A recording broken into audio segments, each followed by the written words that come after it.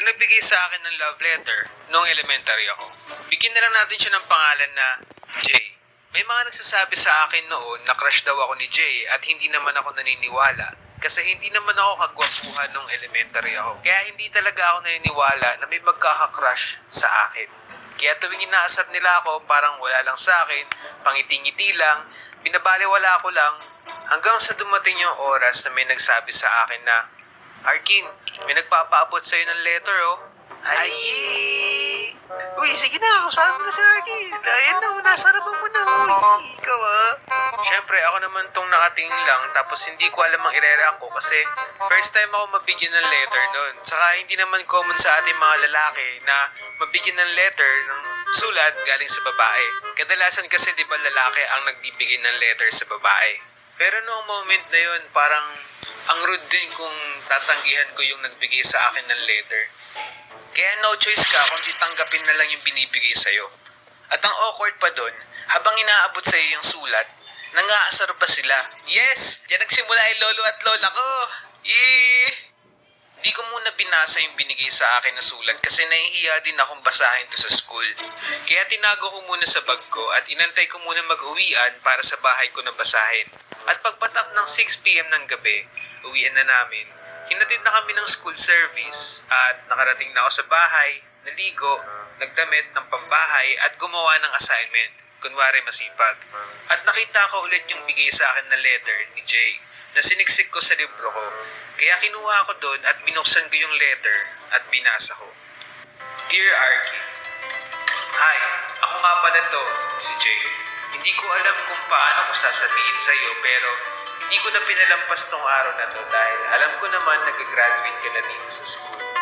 At baka hindi na rin kita makausap at makita. Yun lang. Gusto ko lang sabihin sa'yo na ang cute-cute mo kapag tumingiti ka. Ang taba-taba kasi ng pisngi mo. Gusto ko lang malaman mo na crush kita. At nung nabasa ko yung word na crush kita, hindi ko alam ang mararamdaman ko.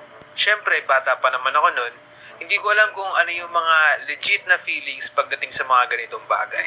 So, tinago ko na lang yung letter kung saan man kasi remembrance din yun na galing sa unang nagbigay ng letter sa akin. At pagkatapos kong itago, natulog na ako.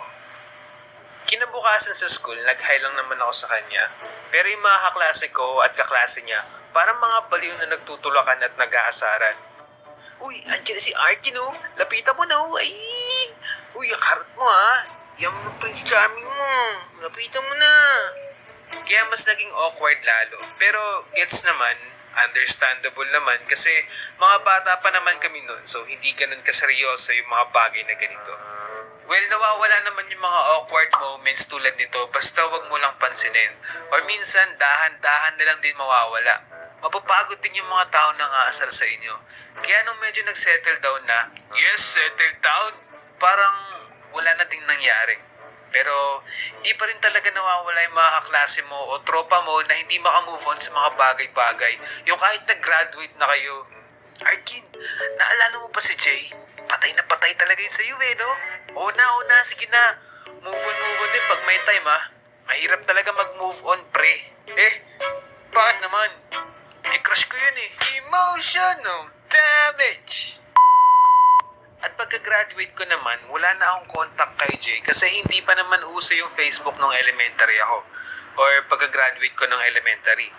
Tapos nung nagkaroon naman ng Facebook, nung umuso na siya, nakalimutan ko na rin naman yung mga nangyari, nakalimutan ko na rin yung pangalan niya, kaya yun na ang huling usap namin nung binigyan niya ako ng letter. Pero alam mo yun, thankful pa din ako dahil binigyan ako ng letter kasi hindi naman lahat tayo nabibigyan ng mga ganitong sulat. Maliban na lang kung talagang artista ka o crush ka ng bayan sa school nyo. Sobrang thankful talaga ako kasi may na-content din ako. Oy, cut! Huwag yan ha, i-edit out yan ha, baka mabash tayo. O sige na, tapusin mo na yung video. At meron pa palang nagbigay sa akin ng letter pero nung college na ako nun at medyo high-tech na nun kasi digital yung binigay niya sa akin. Pero, next video na lang tayo guys. Kung nagustuhan mo ang video na to, mag-subscribe ka na at road to 1 million. Let's go. At i-ring ang notification bell. At wait! Nag-stream din pala ako sa Facebook page ko. Ito, yung link ilalagay ko sa baba. Pwede na mag-send ng stars kaya minsan kapag hindi ako nakakapag-animate, mag-i-stream ako dyan. Send kayo ng stars kung trip nyo. Kaya follow nyo na rin. Yun lang. Bye!